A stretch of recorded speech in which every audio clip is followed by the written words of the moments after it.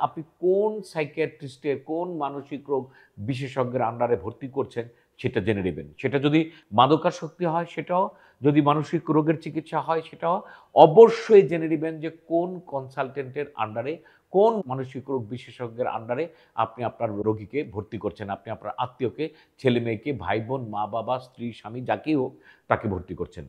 এবং প্রয়োজনে সেই কনসালটেন্টের সাথে আপনি আলাপ করে নিন। আপনার প্রয়োজনীয় বিষয়গুলো কনসালটেন্টের কাছ থেকে জেনে নিন। আমরা অনেক সময় দেখি যে কনসালটেন্টের সাথে কোনো কথা নেই, কোনো জানা নেই। একজনের আন্ডারে ভর্তি করলে এবং তারা, আমরা আত্মীয়স্বজনদের কাছে পরবর্তীতে যখন দেখি, রোগীদের কাছে যখন জিজ্ঞেস করি, কার আন্ডারে ভর্তি ছিলেন? সেটা বলতেও পারে না। এটা আসলে আমি আপনাদেরকে রিকোয়েস্ট করব যে সরকারি হলে সেটা তো আপনারা জেনেই যাবেন। সরকারের বিভিন্ন ইউনিট আছে, সেটা আপনাদের খুব বেশি জানার প্রয়োজন না হলেও আপনারা জানতে পারবেন।